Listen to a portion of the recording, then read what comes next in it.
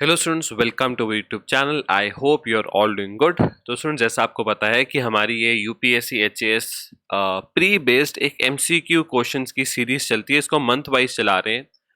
आज की क्लास में स्टूडेंट्स हम अक्टूबर 2022 के हिसाब से कुछ क्वेश्चंस को, कुछ मल्टीपल चॉइस क्वेश्चंस को डिस्कस करेंगे, जिनका स्टूडेंट्स लेवल आप एक्सपेक्ट कर सकते हो यूपीएससी और एचएएस के जो प्री में आपसे क्वेश्चंस पूछे जाते हैं उस लेवल पे रहता है। और बिल्कुल हमारा जो मेन फोकस होगा वो करंट इवेंट्स और जनरल अवेयरनेस के अंदर के जो इवेंट्स है उसी के ऊपर बेस्ड होगा। शुरू करते हैं स्टूडेंट्स इस क्लास को। मेरा नाम है अभिनव जोशी। चलते हैं हमारे आज के पहले क्वेश्चन पे। क्वेश्चन है कहीं ना कहीं जो ग्लोबल सैटेलाइट बेस्ड सिस्टम्स होते हैं, ठीक है। तो सैटेलाइट नेविगेशन सिस्टम्स पे क्वेश्चन है। आपको इनमें से नॉट करेक्ट स्टेटमेंट्स ढूंढनी है। पहली स्टेटमेंट है करेंटली जीपीएस जो यूएसए का है, ठीक है, वो एक लौता ऐसा सिस्टम है जिसके पास ग्लोबल कवरेज है, मतलब जो पूरी दुनिया में काम कर सकता है, ठीक है। फिर कह रहे हैं कि जितनी भी सैटेलाइट्स है नाविक में, नाविक असल में एक इंडियन सिस्टम है, बाकी इंफॉर्मेशन बाद में आपको उसको बताता हूँ, ठीक है। तो कह रहे हैं जितनी भी सैटेलाइट्स है नाविक में वो जियो सिंक्रोनस सैटेलाइट्स हैं, ठीक है, जिसकी वजह से जो सिग्नल है उसमें काफी दिक्कत आती रहती है, ऑब्स्ट्रक्शन हो जाती है। थर्ड स्टेटमेंट है जीपीएस ज्यादा एक्यूरेट है एज कंपेयर टू नाविक, मतलब ये जो यूएसए का जीपीएस है ये हमारे नाविक से ज्यादा एक्यूरेट है। और फोर्थ स्टेटमेंट है नाविक ना एब्सोल्यूट पोजीशन एक्यूरेसी प्रोवाइड नहीं कर सकता 100 मीटर्स के एरिया में, ठीक है। ये चार स्टेटमेंट्स आपको जो सही नहीं है, नॉट करेक्ट यहां पर ढूंढनी है, ठीक है। चारों स्टेटमेंट्स सैटेलाइट नेविगेशन सिस्टम पे। देखते स्टूडेंट्स इस क्वेश्चन का सही आंसर क्या है। इसका बिल्कुल सही आंसर है ऑल ऑफ द अबव, मतलब सारी ही गलत है, इनमें से कोई भी सही नहीं है। जैसे जीपीएस है, इसके अलावा और भी नेविगेशन सिस्टम है जिनके पास ग्लोबल कवरेज, जैसे यूरोप का गलीलियो, रशिया का ग्लोनास और चाइना का बाइडू, ठीक है। अगर हम बात करें नाविक की, तो देखो यहां क्या लिखा था कि नाविक में सारी की सारी जियो सिंक्रोनस सैटेलाइट, ऐसा नहीं, इसमें 3 जियो स्टेशनरी और 4 जियो सिंक्रोनस सैटेलाइट्स। आप इसको ऐसे देख सकते हो कि ये अलग टाइप ऑफ सैटेलाइट्स है 3, और ये जो 4 है, ठीक है, ये अलग टाइप की सैटेलाइट्स है, ठीक है। तो ये जो है ये जियो स्टेशनरी है, अपनी ऑर्बिट कभी नहीं छोड़ती। ये जो है ये सीधी सीधी ये है जियो सिंक्रोनस, ठीक है। तो मतलब वो होता है कि किस तरह से सैटेलाइट मूव कर रही है, कौन सी ऑर्बिट में, उसके बेसिस पे उसको जियो सिंक्रोनस या जियो स्टेशनरी बुलाया जाता है, ठीक है। तो ये स्टेटमेंट भी गलत होगी, ठीक है। जीपीएस जो है वो एक सिंगल फ्रीक्वेंसी बैंड को यूज करता है, वहां ही नाविक एक ड्यूअल फ्रीक्वेंसी बैंड को यूज करता है, मतलब नाविक यहाँ पर मोर एक्यूरेट है। हाँ, नाविक में एक चीज है कि नाविक अभी इंडिया और आसपास की कंट्रीज पे फोकस करता है और दूर जाता नहीं, पर इस एरिया में नाविक ज्यादा एक्यूरेट है एज कम्पेयर टू जीपीएस, ठीक है। और जो लास्ट स्टेटमेंट दी गई थी कि नाविक 100 मीटर नहीं, ऐसा नहीं है, 20 मीटर्स तक की भी एक्यूरेसी नाविक बहुत अच्छे से यहाँ पर बता सकता है, ठीक है। तो मतलब इंडियन रीजन में, इंडियन लैंड पे 10 मीटर्स और इंडिया के आसपास का इंडियन ओशन वहां 20 मीटर्स, तो बहुत एक्यूरेट है नाविक एज कम्पेयर टू जीपीएस, ठीक है। तो आप देख सकते हो नाविक या फिर आईआरएनएसएस, तो इसका वैसे नाम है Indian regional navigation satellite system, इसको शॉर्ट में नाविक भी बुलाते हैं, ठीक है। 7 सैटेलाइट्स हमने इसमें रिलीज करी है, 3 जियो स्टेशनरी, 4 जियो सिंक्रोनस, ठीक है। नेक्स्ट क्वेश्चन के यहाँ पर 4 स्टेटमेंट्स है। बहुत अच्छा क्वेश्चन है, अच्छे से बनाया गया क्वेश्चन है, और ये क्वेश्चन बेस्ड है एग्रीकल्चर सेक्टर और कहीं ना कहीं एग्रीकल्चर सेक्टर से होने वाले कार्बन एमिशंस, ठीक है। पहली स्टेटमेंट है कैटल प्रोडक्शन ये हाईएस्ट सोर्स ऑफ एमिशंस है फ्रॉम एग्रीकल्चर सेक्टर, मतलब कैटल प्रोडक्शन जो है ना उसकी वजह से सबसे ज्यादा एमिशंस होती हैं ग्रीन हाउस गैसेस की, ठीक है, अगर पूरे एग्रीकल्चर सेक्टर में देखा जाए। सेकेंड स्टेटमेंट है राइस ये सबसे ज्यादा ग्रीन हाउस गैस का एमिशन करता है बाकी सब क्रॉप्स के मुकाबले। थर्ड स्टेटमेंट है मिथेन जो है वो हायर ग्लोबल वार्मिंग पोटेंशियल रखती है as compared to carbon dioxide, मतलब कह रहे हैं मिथेन ज्यादा खतरनाक है हमारे लिए as compared to CO2। Fourth statement है जो वाटर यूज किया जाता है हमारी कंट्री में एग्रीकल्चर में, इरिगेशन में, वो 80% of the fresh water resources को इस्तेमाल कर लेता है, मतलब हमारे पास जितना भी फ्रेश वाटर उसका 80% तो इरिगेशन में चला जाता है, ठीक है। 4 स्टेटमेंट्स है, आपको इनमें से correct statement is are correct ढूंढनी है, ठीक है। देखते हैं इस क्वेश्चन का सही आंसर क्या है। इस क्वेश्चन का सही आंसर ऑप्शन डी, मतलब सारी ही सही है, ठीक है। कैटल प्रोडक्शन सच में highest source of green house gas emission है। एग्रीकल्चर सेक्टर में जितना कुछ भी होता है उसमें से कैटल प्रोडक्शन की वजह से सबसे ज्यादा carbon dioxide green house gases release होती है। राइस जो है ये सबसे ज्यादा इमिट करता है ग्रीन हाउस गैसेस, जितने भी बाकी क्रॉप्स है उसके मुकाबले राइस ही सबसे बड़ा इमिटर है। मीथेन जो है, मीथेन का global warming potential carbon dioxide के मुकाबले ज्यादा है। और ये बात भी बिल्कुल सही है कि जितना भी फ्रेश वाटर रिसोर्सेज है इंडिया में उसका 80% तो हम इरिगेशन में ही यूज कर लेते हैं, ठीक है। आई होप स्टूडेंट से पूरा क्वेश्चन आपको समझ में लगा, इसका आंसर भी ठीक से समझ में लगा। ये दुनिया में जो आप कह लो कि जो पोल्यूशन हो रहा है, कार्बन इमिशंस है, उसमें आप देख सकते हो सबसे बड़ा हिस्सा यहाँ पर है ट्रांसपोर्टेशन, व्हीकल्स वगैरह की वजह से, फिर इलेक्ट्रिक पावर जनरेशन, इंडस्ट्री, उसके बाद आपको देखने को मिलेगा कमर्शियल एंड रेजिडेंशियल रीजंस, और 10% के आसपास एग्रीकल्चर। तो एग्रीकल्चर सेक्टर भी एक अच्छा खासा ग्रीन हाउस गैस इमिशन या अच्छा खासा पोल्यूशन का सोर्स है, ठीक है। आगे चलते हैं, next question, Arctic council. Arctic council क्या है ना स्टूडेंट्स, ये जैसे प्लैनेट अर्थ है उसके नॉर्थ पोल में आर्टिक ओशन है, साउथ में आपको एंटार्क्टिका मिलेगा। तो आर्टिक ओशन के आसपास का जो रीजन है ना, ये सर्कल, ये आर्टिक काउंसिल, ठीक है। पहली स्टेटमेंट है यूएस, रशिया, स्वीडन, कनाडा ये मेंबर्स आर्टिक काउंसिल के। दूसरी स्टेटमेंट है Iceland 8 permanent members Arctic Council में नहीं आता। तीसरी स्टेटमेंट है इंडिया एक ऑब्जर्वर स्टेट है आर्टिक काउंसिल में, चाहे हम एक नॉन आर्टिक स्टेट है फिर भी हम एक ऑब्जर्वर, मतलब हम वहां आते नहीं फिर भी हमने एक ऑब्जर्वर स्टेटस ज्वाइन किया हुआ है। अब देखो फिर से यहाँ पर चेंज हो गया, अब नॉट करेक्ट ढूंढना है, पहले में नॉट करेक्ट था, अगले में करेक्ट था, फिर से नॉट करेक्ट आ गया। इसमें से कौन सी स्टेटमेंट सही नहीं है वो ढूंढनी है आपको, ठीक है। इस क्वेश्चन का स्टूडेंट्स बिल्कुल सही आंसर है टू नहीं, मतलब ये स्टेटमेंट गलत है, ये भी सही है, ये भी सही है, समझ लेते हैं। US, Russia, Sweden, Denmark, Finland, Norway, Iceland, Canada ये असल में 8 परमानेंट मेंबर्स है। आप कहोगे कि यहाँ तो लिखा हुआ है कि सिर्फ ये, देखो ऐसा नहीं ना लिखा हुआ कि US, Russia, Sweden, Canada are the only members, ये तो नहीं लिखा हुआ। इन्होंने बोला कि ये मेंबर्स है, तो ये सही बात है, ये मेंबर्स है, इनके अलावा और कंट्रीज भी मेंबर है, पर ये भी मेंबर्स है। फिर 38 ऑब्जर्वर स्टेट्स है, 6 परमानेंट पार्टिसिपेंट है और 6 वर्किंग ग्रुप मेंबर्स है, ठीक है।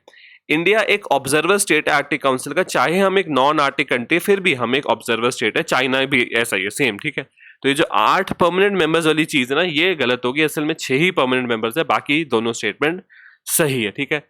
तो आर्टिक काउंसिल एक काफी high level inter governmental forum है, ठीक है, और इसके मेंबर्स यहाँ लिखे हुए हैं। इसको बनाया गया था 1996 में। ये जो आर्टिक रीजन है ना, इसको सेफ रखना, सिक्योर रखना, प्रोटेक्ट करना, ये सब मेन मोटिव है आर्टिक काउंसिल का, ठीक है।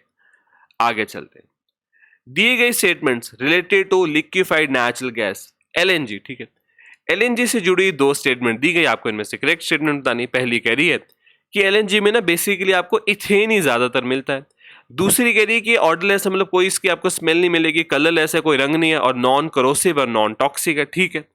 आपको इनमें से करेक्ट स्टेटमेंट ढूंढनी है, दोनों में से रिलेटेड टू एलएनजी। देख लेते हैं स्टूडेंट्स, इसका बिल्कुल सही आंसर है सेकंड स्टेटमेंट, ये तो सही है, पहली गलत है, समझ लेते हैं।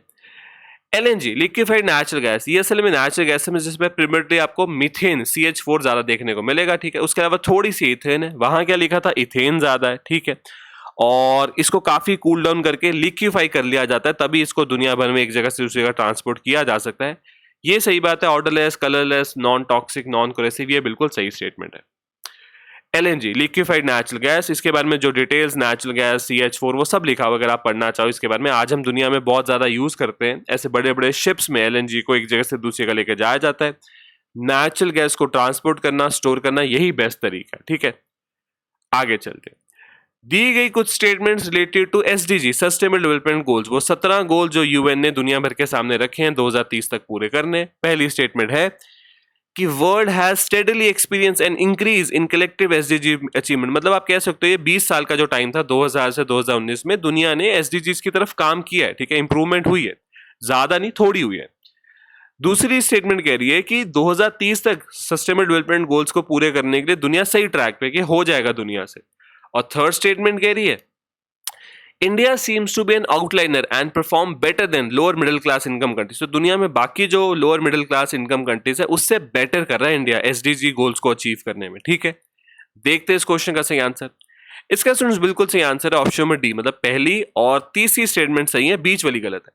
ये सही है कि 20 सालों में काम तो हुआ बहुत तेजी से नहीं, पर हाँ SDGs की तरफ गए। ये भी सही है कि इंडिया बाकी मिडिल इनकम कंट्री से अच्छा कर रहा है, पर 2030 तक दुनिया SDGs पूरा करे स्टूडेंट्स, बिल्कुल मतलब ये तो आउट ऑफ दी बॉक्स होगी चीज, ये हो ही नहीं सकता, अभी तो बहुत टाइम लगेगा, ठीक है। तो world steady experience and increase in collective SDG achievement in last 20 year, सही है। अभी तो दुनिया आसपास भी नहीं 2030 में इसको पूरा करने में, और इंडिया बाकी मिडिल इनकम कंट्री से बेटर कर रहा है, ठीक है। ये 17 सस्टेनेबल डेवलपमेंट गोल्स हैं: no poverty, zero hunger, good health, quality education, gender equality, clean water, affordable energy, decent work. आप देख सकते हो 17 के 17 गोल्स जो दुनिया को 2030 तक पूरे करने चाहिए, ठीक है। ठीक है स्टूडेंट्स, ये बहुत अच्छा क्वेश्चन है, ये कहीं ना कहीं लैंड और लैंड डिग्रेडेशन के ऊपर क्वेश्चन है। 3 स्टेटमेंट्स दी गई आपको, इनमें से करेक्ट स्टेटमेंट ढूंढनी। पहली कह रही है हरियाणा, बिहार, यूपी, इन स्टेट्स में 10% से भी कम आपको लैंड डिग्रेडेशन, मतलब जो लैंड किसी काम का नहीं, ऐसा देखने को मिलेगा। दूसरी स्टेटमेंट कह रही है कि इंडिया सिग्नेटरी है यूएनसीसीडी का, और इसके through India land degradation neutral state बनना चाहता है 2030 तक। थर्ड स्टेटमेंट कह रही है कि गवर्नमेंट का टारगेट है कि 30 million hectares of degraded land को रिस्टोर कर लेना 2030 तक। जो हमारी कमिटमेंट है ना, ये यूएनसीसीडी मतलब UN convention to combat desertification, इसके अंदर हमने 30 मिलियन हेक्टेयर्स का टारगेट रखा है 2030 तक। इतना लैंड हमने वापस से रिस्टोर कर लेना जो डिग्रेड हो चुका है, ठीक है। ठीक है स्टूडेंट्स, इनमें से सही स्टेटमेंट्स देखते हैं। ऑप्शन में बी मतलब पहली और दूसरी स्टेटमेंट सही है, तीसरी गलत है। हरियाणा, बिहार, यूपी में क्या है, आपको इतना एग्रीकल्चर देखने को मिलेगा, वहां लैंड डिग्रेडेशन ज्यादा नहीं होती। ये सही बात है कि हमने UN convention for combat desertification sign किया हुआ है, 2030 तक हम मतलब लैंड डिग्रेडेशन न्यूट्रल का ये मतलब है कि अगर किसी रीजन में थोड़ा बहुत लैंड डिग्रेड हो गया तो आपने किसी और रीजन में डिग्रेडेड लैंड को वापस से यूज कर लिया तो आप नेट जीरो पे रहोगे, ठीक है। आई होप आप इस बात को समझ पाए। तो state with less than 10% land degradation, ठीक है, Kerala, Assam, Mizoram, Haryana, Bihar, UP, Punjab, Arunachal. North eastern states और केरला में क्या है कि चलो पानी की अवेलेबिलिटी बहुत है तो फॉरेस्ट वगैरह रहता है। बाकी हरियाणा, बिहार, यूपी इन सब में क्या है, एग्रीकल्चर बहुत ज्यादा है। ये बिल्कुल सही बात है, इंडिया सिग्नेटरी है 2030 तक हमको लैंड मतलब न्यूट्रल बनना है, ठीक है। ये जो है ना हमारा टारगेट, यहाँ क्या लिखा था कि इंडिया का टारगेट है 30 मिलियन हेक्टेयर, यहाँ पर क्या लिखा है, गवर्नमेंट ने अपना टारगेट बढ़ा दिया था कि जो लैंड है जिसको रिस्टोर करना है। पहले ये टारगेट था 21 मिलियन हेक्टेयर्स का, फिर इसको बढ़ा के 26 मिलियन हेक्टेयर्स कर दिया 2030 तक। इतना हमको वापस से रिस्टोर कर देना है, ठीक है। ठीक है स्टूडेंट्स, तो ये आप थोड़ा सा एक मैप दे सकते हो, इसमें बड़ा अच्छे से दिखाया गया कि लैंड डिग्रेडेशन की प्रॉब्लम असल में है कहाँ पर, ठीक है। जैसे मतलब अगर मैं आपको जैसे बताऊं थोड़ा सा यहाँ से देख के, तो ग्रीन वाला जो एरिया वो आप समझ रहे हो फॉरेस्ट ग्रास लैंड है, ब्लू में एग्रीकल्चर फॉरेस्ट है, ब्राउन में एग्रीकल्चर जहाँ पर आपको थोड़ी बहुत प्रॉब्लम्स भी देखने को मिलेगी, थार वगैरह का एरिया होगा, ठीक है। और ये जो आपको पर्पल मिलेगा यहाँ पर भी आपको थोड़ी एल्कनिटी मिलेगी, थोड़ा आपको सॉल्ट ज़्यादा मिलेगा, ठीक है। उसके अलावा बैरन लैंड जो ये आपको इस तरह से, ये वाली जो लाइनें दिख रही है ना, इस तरह से जो लैंड है वो एक तरह से आप कह सकते हो जो भी किसी यूज में नहीं आ रहा, और या इंडिया में तो आपको बहुत कम मिलेगा। देखो इंडिया सी कंट्री में लैंड वेस्ट करने की सेंस भी नहीं बनती, हम दुनिया की सबसे पॉपुलेटेड कंट्री है। हाँ, थोड़ा बहुत जो डिग्रेडेड लैंड है जो भी किसी काम के नहीं आ रहा उसको एग्रीकल्चर या फॉरेस्ट में कन्वर्ट करना, ये सरकार का बहुत बड़ा टारगेट है, ठीक है। ठीक है, नेक्स्ट क्वेश्चन नोबेल प्राइजेस के ऊपर बेस्ड दो स्टेटमेंट्स है। पहली स्टेटमेंट है 2022 का नोबेल प्राइज फॉर फिजियोलॉजी या मेडिसिन जो होता है, ठीक है। कहा जा रहा है ये अवार्ड किया गया था स्वीडिश जेनेसिस, इनका नाम था स्वंते पैबो, इनकी रिसर्च थी genome of extinct hominins and human evolution. तो कह रहे हैं इस रिसर्च के लिए इनको मिला है नोबेल प्राइज इन फिजियोलॉजी 2022 में।